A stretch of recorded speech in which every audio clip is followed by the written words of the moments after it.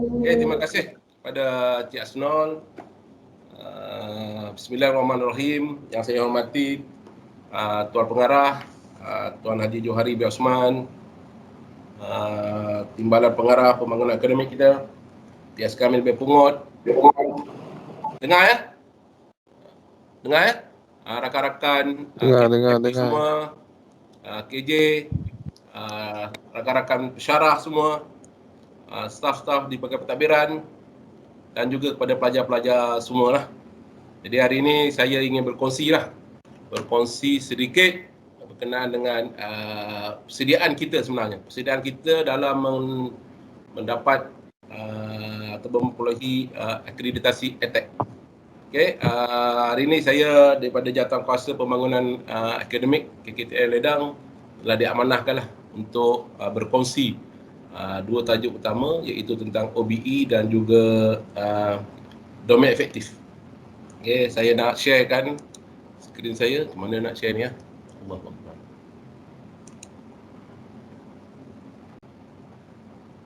Okey, nampak ya? Okey. Diharapkan juga semua rakan-rakan dan juga pelajar-pelajar dalam keadaan sihat, di samping kita mematuhi segala SOP-SOP yang telah ditetapkan oleh pihak kerajaan. Jangan kita langgar, duduk rumah, stay at home, stay safe, apa lagi. Kita belum menang lagi kan. So kita bersamalah, kita bersama dengan kerajaan untuk kita memutuskan rantaian COVID-19. Okay. So tidak ada pelajar-pelajar kita yang dapat affected lah setakat ni kan. Alhamdulillah.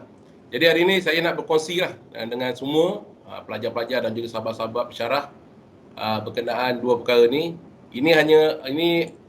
Perkara ini sebenarnya ramai yang dah tahu.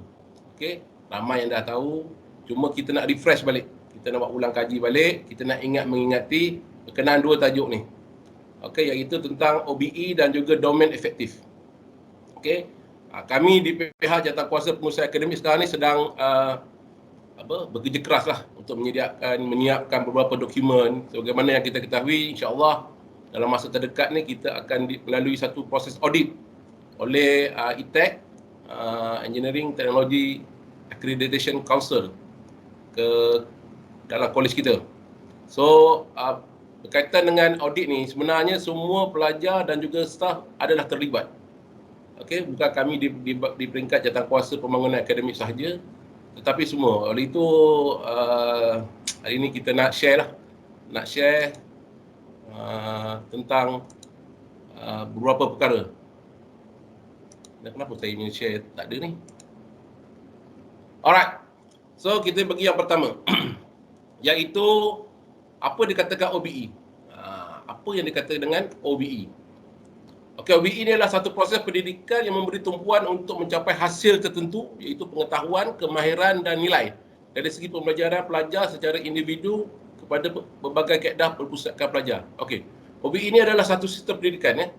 Okey, yang di mana kita melihat kepada pencapaian hasil, outcome kita. Dia berfokuskan kepada pencapaian hasil kita. Itu antara isi penting maksud ataupun definisi OBE. Okey, selain itu, ia adalah satu kaedah reka bentuk kurikulum dan pengajaran yang memberi tumpuan kepada apa yang pelajar sebenarnya boleh lakukan selepas mereka diajar. So sekarang ni kita daripada dalam OBE, kita nak melihat apa yang pelajar yang kita nak hasilkan. Dari segi apa? Dari segi kemahirannya bagaimana? Dari segi pengetahuannya bagaimana? Bergantung kepada reflect dengan kita punya CLO ataupun PLO kita. So maksudnya kita para pensyarah mesti memfokuskan apa pelajar yang kita nak hasilkan. Bagaimana pelajar yang kita nak hasilkan. Itu maksud dia. Bukannya seperti tradisional dahulu kita nak setakat kita nak tengok grading tinggi sebagainya. Tapi sekarang ni dari segi attitude-nya, dari segi knowledge-nya, skill, berfokuskan kepada PLO ataupun CLO yang telah kita tetapkan. Jadi kita nak tengok pelajar tu apa yang kita nak hasilkan. Kalau di dalam industri, apa yang dia perlu ada. Apa yang perlu dia tahu. Dari segi common skill-nya bagaimana, itu yang kita nak gilap dia orang. Kita nak develop model insan pelajar kita begitu. Okey, hasil pembelajaran lebih menitik beratkan terhadap persoalan apakah jangka yang perlu para pelajar capai dari segi pengetahuan, kefahaman dan kebolehan untuk membuat suatu kualiti yang perlu dibangunkan. Maksudnya samalah. Maksudnya kita nak jangkakan pelajar kita ni dalam bentuk apa? Nak dikeluarkan dalam bentuk macam mana? Mengikut orientasi daripada pihak industri. Industri nak macam mana? So kita kena relate dengan industri punya requirement ataupun industri punya expectation dia. Jadi kita tidak lagi melihat dari segi grading semata-mata, tetapi kita juga melihat secara holistik pelajar-pelajar yang kita nak hasilkan ini. Okey, itu antara definisi OBE itu sendiri. Macam kenapa dilaksanakan dan untuk apa. Okey. Jadi persoalannya dalam OBE ini ialah apa yang anda mahu pelajar anda belajar. Sekarang ni kita nak tahu apa yang kita nak bagi pelajar tu. Tahu apa yang kita nak bagi ilmu pada pelajar kita. Berorientasi ke apa tadi? Berorientasi kepada industri ataupun klien dia nanti.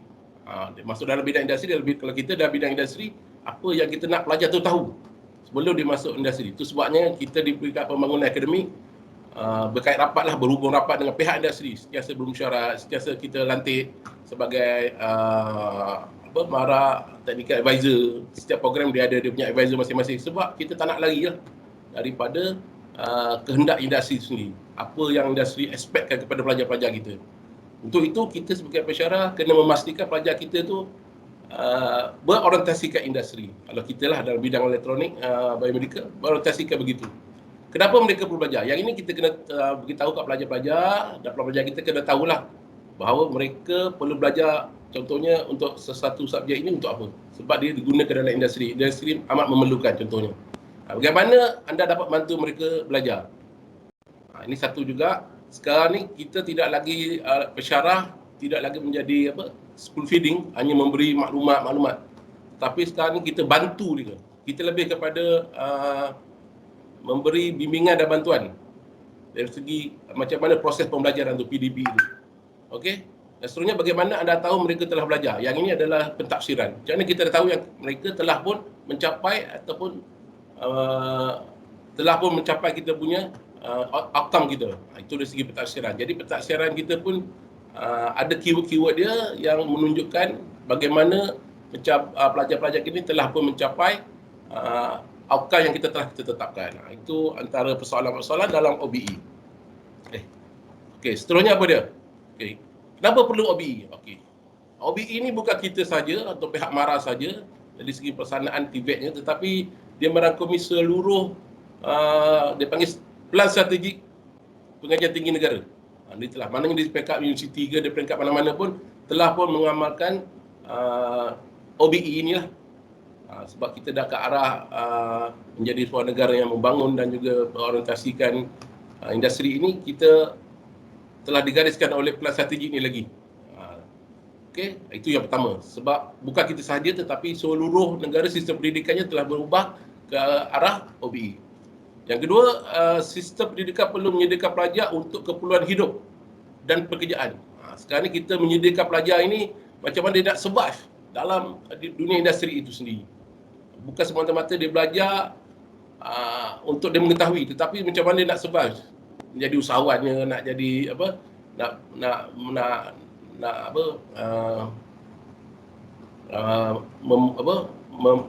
mengkenalkan diri dia, macam mana keyakinan diri dia supaya dia boleh survive. Sebab kita tak tahu cabaran-cabaran mereka tidak sama mungkin semasa kita dululah.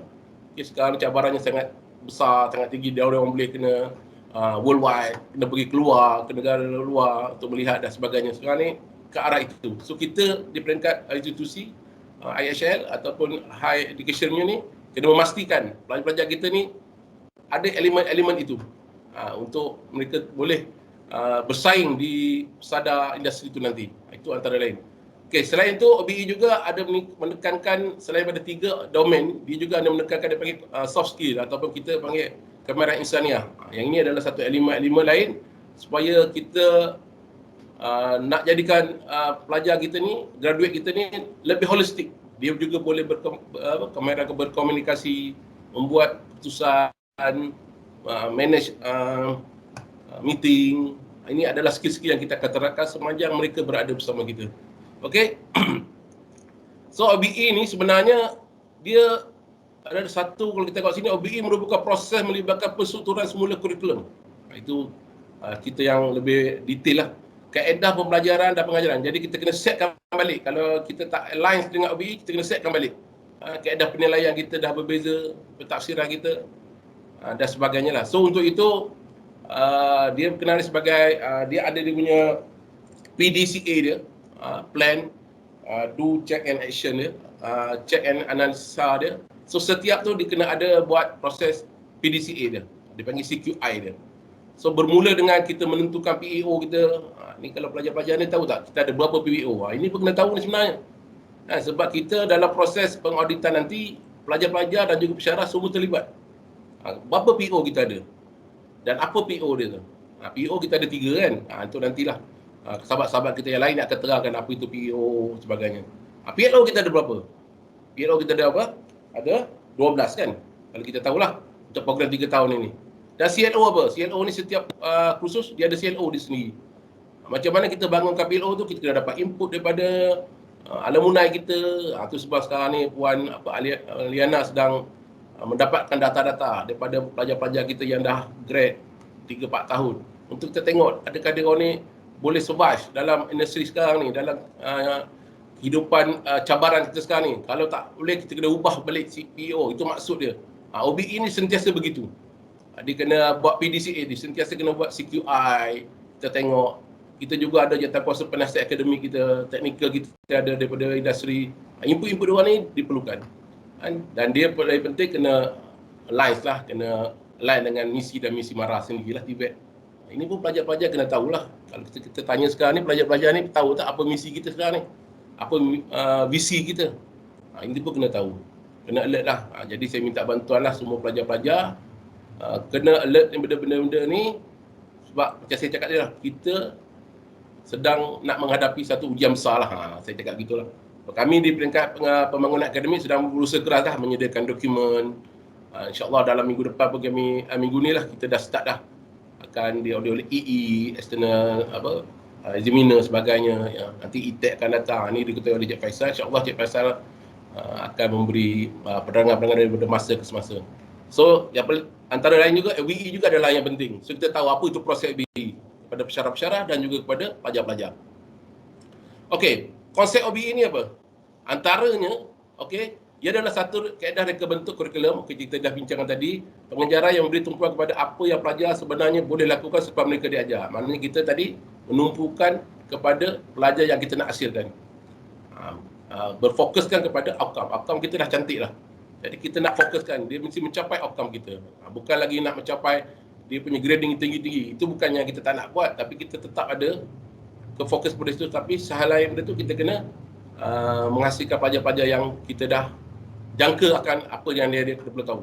So dia ada 3 domain kat sini yang kita dah rangkumkan, iaitu yang pertama dia domain dia panggil pengetahuan ataupun kognitif. Domain kognitif. Di situ pelajar-pelajar akan dibekalkan dengan segala pengetahuan berkenaan dengan bidang yang kita bekal ataupun kita bagi kepada pelajar-pelajar ni lah. Seterusnya adalah sikap. Ini adalah domain efektif. Kita juga nak melahirkan graduan-graduan yang mempunyai nilai-nilai murni, nilai-nilai terbaik. Bukan setakat dia berpengetahuan, pandai dari segi teori, praktikal sebagainya, tetapi mempunyai nilai-nilai murni. Tidak ambil rasuah contohnya, peka terhadap persekitaran, peka terhadap safety, keselamatan dan kesihatan pekerjaan, peka terhadap segala perkara-perkara yang tidak boleh dilakukan dan perkara yang boleh dilakukan. Ini juga kita akan develop itu jenis pelajar itu begitu. Seterusnya kemahiran lah ataupun dipanggil psikomotor. Ini juga nanti kita akan pelajar-pelajar akan mendapatlah skill ataupun kemahiran ini di tempat kita. Kita akan bekalkan sebab kita tahu perkara-perkara mana yang pelajar perlu tahu sebelum dia pergi ke industri. Okey. Untuk itu kita pelajar-pelajar kena ingatlah kita panggil 3H, iaitu head, hand, heart. Tadi yang saya sebut tadi, itu kognitif, pengetahuan, psikomotor berkenaan dengan skill, kemahiran dan efektif tentang heart, perasaan kita, nilai-nilai murni. Ini bolehlah kita terapkan diri kita dan kita ingat apa yang kita perlu ada ataupun kita nak capai dalam kita punya sesi PDP kita sepanjang kita berada di college nanti. Okey, tadi kita pun dah bincangkan apa yang dikatakan kognitif itu tadi. Kognitif itu pengetahuan, dia mencakupi pengetahuan dan perkembangan keterampilan intelektual. Okey, tentang pengetahuan lah, ilmu pengetahuan tentang teorinya, tentang pengetahuan tentang setiap komponen-komponen ni, contohlah dan sebagainya lah. Kalau efektif ni mencakupi perasaan, nilai-nilai murni, aspirasi, apa lagi, motivasi, attitude. Ini juga kalau kita tengok di samping you all belajar dengan yang kognitif tadi, kita juga selitkan kita ada pembangunan sahsia pelajar, kita terapkan di situ kan. Dan setiap kali permulaan juga lecturer selalu akan memberi nasihat-nasihat kan. Itu adalah nilai-nilai efektif lah. Okey, second motor mencakupi apa? Pergerakan fizikal, koordinasi, kemahiran motorik dan sebagainya. Ini adalah konsep OBE. Dia mencakupi tiga domain ini tadi. Okey, alright. So kitaran OBE ni sebenarnya dia di peringkat perancangan lagi. Kita dah kena aware dengan kehendak OBE, apa yang kita nak. Jadi dia macam PDCA dia lah. Pembangunan dia macam mana. Okey. Sebab itu kelebihannya OBE ni kita tengok kurikulum yang lebih bersepadu dan sistematik. Membuat pembangun dokum, pembangun kurikulum, dia alert daripada ni lah. Kita pelajar tak perlu tahulah perkara ni, tetapi kita nak bagi tahu bahawa setiap sistem pendidikan di TVET ni dia mencakupi atau merangkumi kehendak-kehendak OBE ni untuk menghasilkan inilah, menghasilkan graduan yang lebih relevan kepada industri serta pihak kepentingan. Ini kita cakap tadi peringkat awal bahawa kita sekarang ni menumpukan kepada kehendak industri, kehendak pasaran kerja you. Okey, kalau industri tu nak you punya skill begini, so kita akan design satu khusus untuk tu. Itu yang MARA sedang lakukan. Penambahkan kualiti berterusan. Itu OBE dia macam mana-mana pula. Di PDCA tu dia kena ada CQI. Okey, kalau di peringkat pembangunan akademik, Cik Kamil memanglah tidak semesta akan buat CQI lah. Dan ini adalah satu elemen yang utama sebab nak bagi dia sentiasa relevan. Dan tidak kita tertinggal dalam cabaran-cabaran ataupun yang berada di industri. So kita kena sentiasa relevan. Untuk itu kita kena ada CQI. Setiap SEM, setiap tahun kita ada CQI lah, penambahbaikan dan sebagainya. Okey, ini juga sama juga kerangka kita bermula daripada vision, mission lagi, dan kita boleh design, kita boleh develop kita punya PO kita, PLO kita dan seterusnya kepada CLO kita lah. Dia berteraskan kepada PO yang penting tu. PO ni apa yang kita nak hasilkan kepada pelajar kita di akhir nanti. Selalunya kita akan dapatkan maklum balas PO ni setelah pelajar-pelajar bergraduate lah, antara 3 ke 5 tahun kita boleh dapat maklum balas. Tadi lah tujuan dia antara lain itulah, kita nak buat penambahbaikan. Perlukah penambahbaikan dilakukan? Ada elemen-elemen lain yang kita masukkan? Itu maksudnya.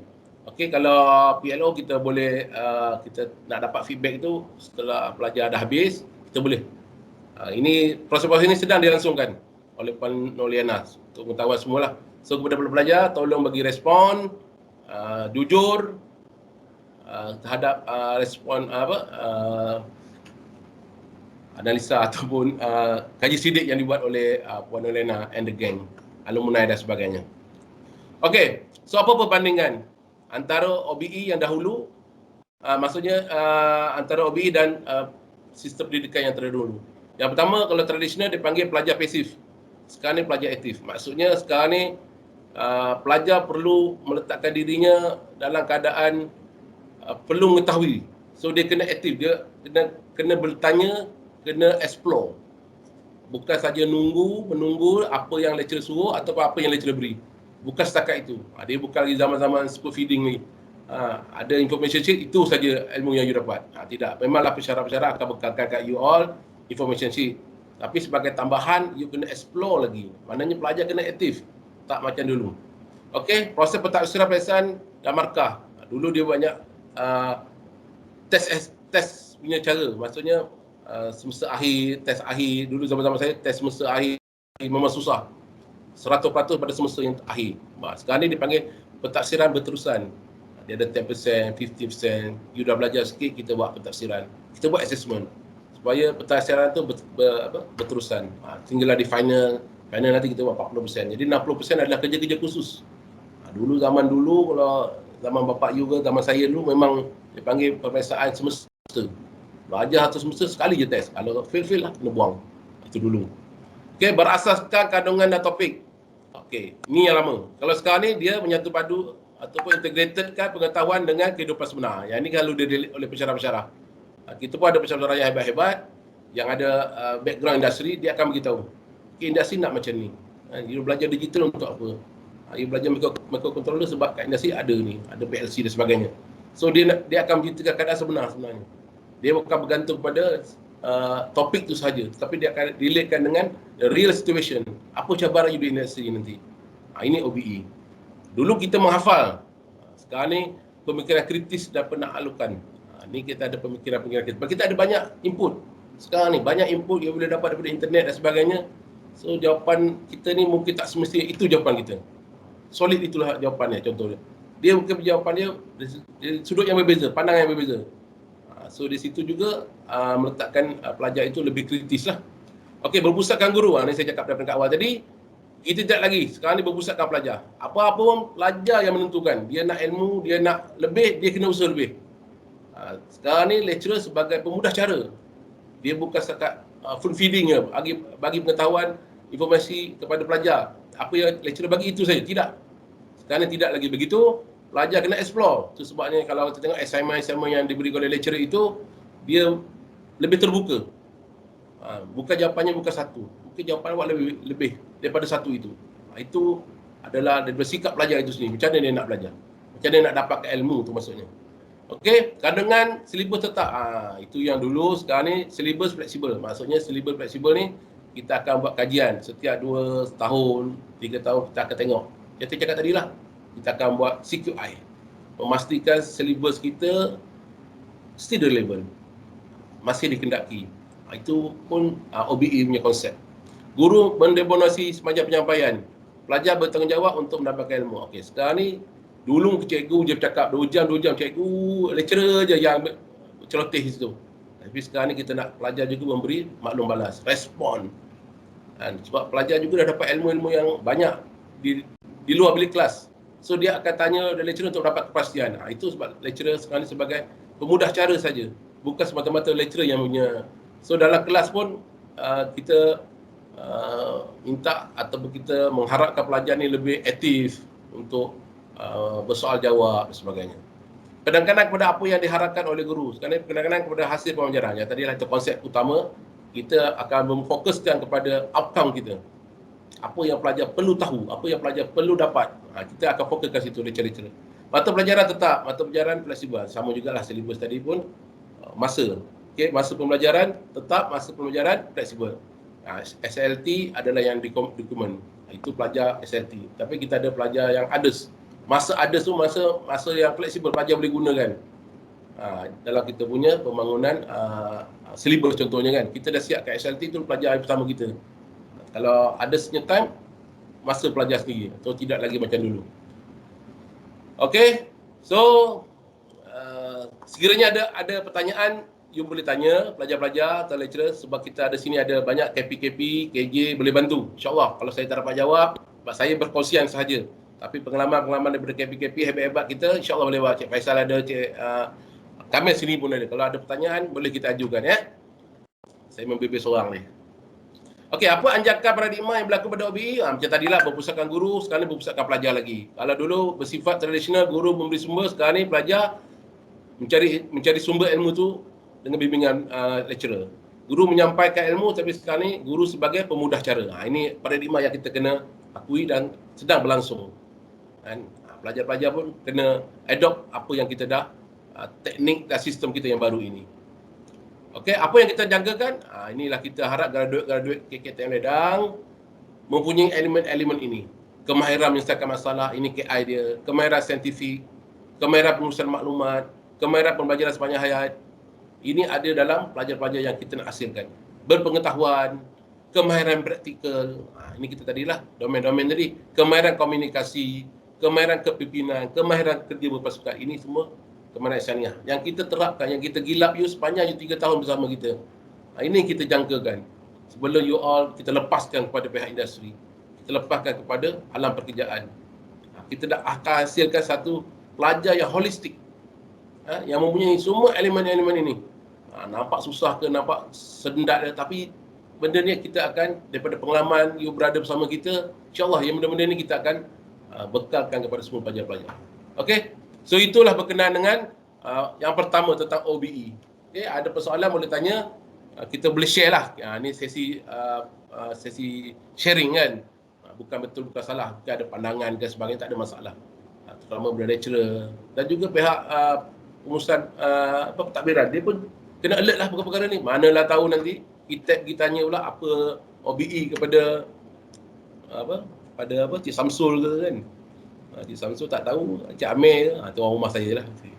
Saya punya housemate. Okay, kena tahulah, ambil tahulah. Maksudnya kena ambil tahu. Kurang-kurangnya dapat tembak 2-3 perkara yang kena, okey kot. Mana kita alert lah. Okey, itu tentang OBE. Alright. Seterusnya, tadi kita dah bincangkan, dalam OBE dia ada 3 elemen yang dia tengok, yang dia fokuskan lah. Okey. Sebenarnya ada satu lagi yang ni dia tak masuk dalam tu, cuba tidak didokumenkan, dia panggil kemahiran insaniah. Itu yang kita gilap. Kalau dalam DCN dia panggil core ability, dia akan jadi satu syllabus, satu tajuk yang pelajar akan belajar core ability. Tapi dalam sistem kita keluarkan daripada kemahiran insaniah tu, dia ada assessment yang berbeza, dia ada grading yang lain. Itu yang kita amalkan lah. Okey. Kalau kita ingat lagi, tadi OBE tadi dia ada 3 domain ya, itu kognitif, psikomotor dan efektif. So hari ini saya cubalah bincangkan ataupun sharekan apa itu domain efektif. Iaitu berkenaan dengan sikap, nilai, apa dia. Okey. So sebenarnya kalau kita ni domain efektif menyokong kemahiran kognitif. Sebabnya kalau kita nak relate-nya untuk menjadi kita berpengetahuan, sikap kita juga adalah penyumbang utama. Maksudnya ingin mengetahui, menghormati orang, menghormati lecturer, nilai-nilai itu kena ada untuk kita mendapat kemahiran kognitif itu. Kognitif itu apa dia? Pengetahuan kan? So nak dapat ilmu macam mana? Apa nilai-nilai murni kita ada? Perlu kita seterapkan dalam diri kita. Apa-apa nilai, perasaan, apa kita punya motivasi, apa kita punya attitude kita nak belajar tu. Kalau tak, jangan malas, datang kelas cepat, on time. Itulah nilai-nilai yang kita nak. Kelas pun datang lambat, macam mana ilmu kita nak dapat penuh kan? Berkat tu cerita lain lah pula kan. Restu lecturer, tapi kena dapat barakah tu lah. Itu letak pada nilai-nilai diri seorang pelajar itu. Memperolehi sikap positif terhadap suatu kemahiran akan mengaruhi kejayaan pembelajaran sesuatu kemahiran.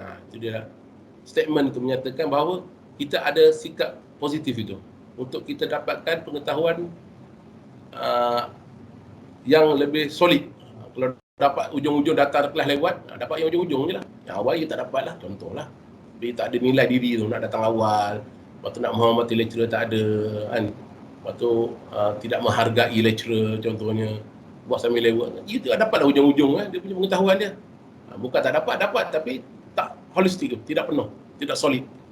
Okey, so domain efektif ni dia ada 5 maksud saya. Dia ada 5 peringkat.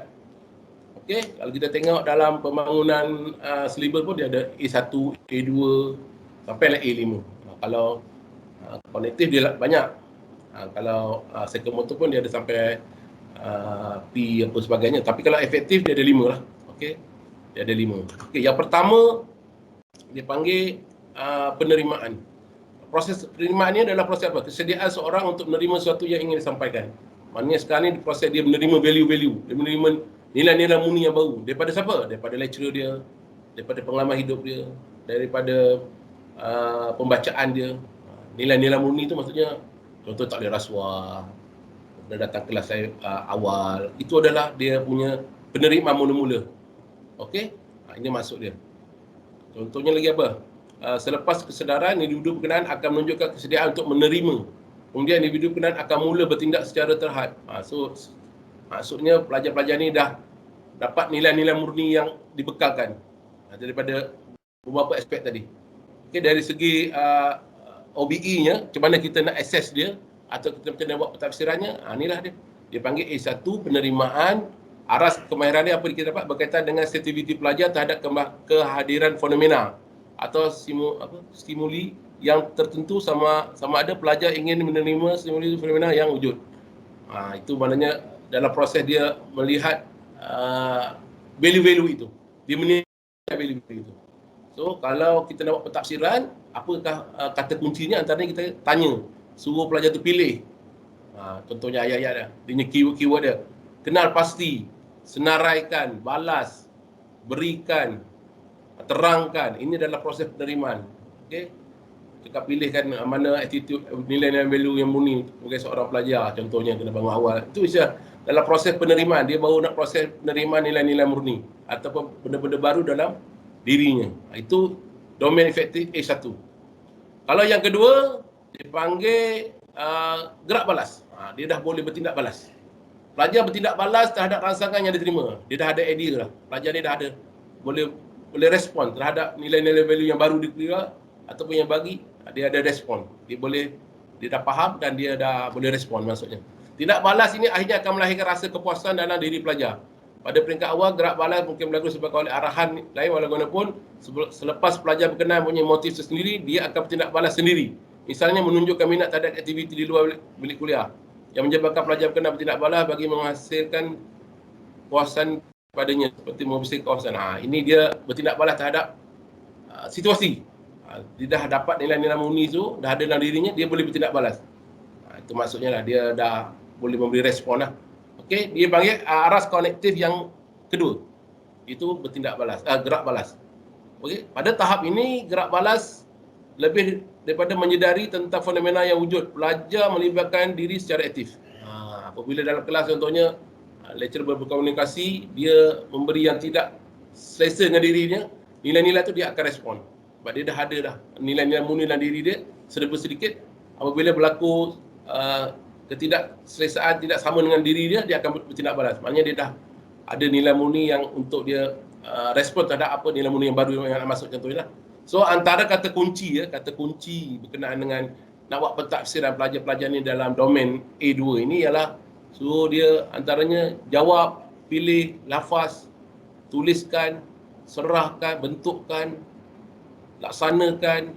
Dah. Maksudnya pelajar dah boleh. Mana kalau pelajar ni mampu buat tu, dia dah sampai ke level A2 maksudnya. Dia boleh dah gerak balas, dah boleh buat respon. Okay, itu adalah tentang A2. Untuk A3 ialah buat penilaian. Penilaian ni maksudnya seorang itu memahami nilai sesuatu perbuatan yang dilakukan kepada masyarakat. Nilai ini yang boleh dianggap sebagai motivasi luaran akan menjadi landasan kepada setiap perlakuan yang ditunjukkan oleh individu penggunaan. Terdapat 3 jenis penerimaan nilai, pemilihan nilai, tentu dan komitmen. Okay, penilaian ni dengan kata lain dia boleh menilai lagi dah. Dah boleh sampai tingkat to evaluate nilai-nilai murni yang ada dalam situasi keadaan tu. Ini benda ni baik untuk saya ke, tak baik untuk saya. Dia dah sampai level penilaian. Dia dah boleh buat pilihan, dia boleh buat ketentuan. Dia dah buat evaluate terhadap value-value. Ini salah ni contoh dia. Saya tak boleh buat macam ni. Itu dah sampai level tu, pelajar tu dah sampai level yang ketiga. Okey, level ketiga maksudnya penilaian kategori ini mereflek pegangan nilai tertentu seorang pelajar. Tingkah laku pelajar konsisten dalam situasi yang bersesuaian untuk nilai-nilai yang hendak dinilai. Itu tadi lah. Dia dah sampai satu level, dia boleh buat, dah boleh memilih lah yang mana lebih baik untuk dirinya dari segi nilai-nilai. Ini tak boleh buat. Contohnya ini tak baik untuk diri saya. Itu dah level 3. Okey, antara kata kunci yang kita boleh lakukan, boleh buat pentafsiran, so dijelaskan. Mana dia boleh dapat differentiatekan, buat evaluate kan. Untuk dia gabungkan, kongsi, lapor, demonstrasikan. Ini antara keyword-keyword dalam pentafsiran nak menentukan bahawa pelajar ni berada di aras penilaian yang ketiga. Alright. Okey, yang keempat, organisasi. Organisasi ni level darjah yang keempat. Bermaksud seorang itu boleh menyusun semua nilai-nilai yang terima kepada satu sistem yang lebih praktikal. Penyusunan nilai-nilai ini terbagi pada 2 peringkat, iaitu yang pertama mengkonseptualisasikan nilai-nilai dan membentuk pertalian antaranya, dan yang kedua menyusun nilai-nilai. Okey. Antara lain organisasi ini dia dah tahu banyak nilai-nilai murni yang ada di diri, apa sifat-sifat attitude. Tapi dia boleh organizekan yang mana yang dia nak utamakan, yang mana dia pertimbangkan. Contohnya integriti. Integriti ni adalah satu sikap dari segi efektif. Kan? Dia melihat satu kesalahan itu, kalau nilai-nilai tak sesuai untuk diri dia, Dia boleh nilaikan lah. Itu satu penilai. Organisasi ni dia boleh susun dah. Mana nak diutamakan. Itu masuk ke aras yang keempat. Iaitu kalau kita tengok penerangan ni, aras kemahiran apa dia dapat semasa belajar internalized values, mereka berhadapan dengan situasi di mana lebih daripada satu nilai boleh digunakan. Memerlukan pelajar menjurus untuk menyusun nilai dalam satu sistem agar nilai tentu lebih diutamakan. Itulah, dia dah dapat dah.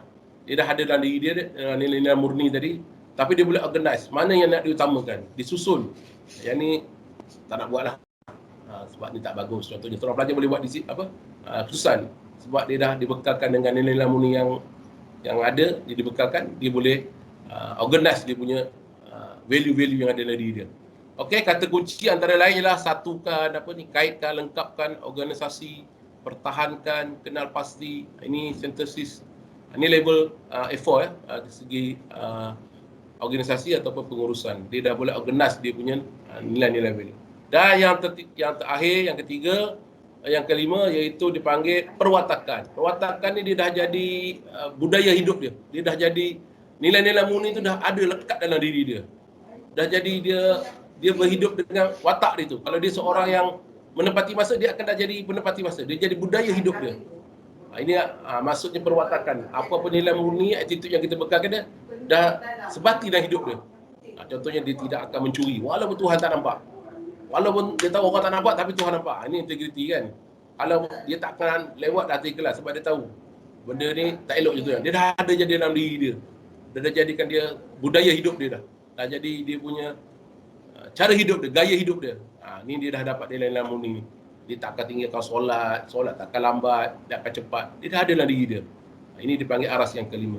Iaitu dah jadi perwatakan.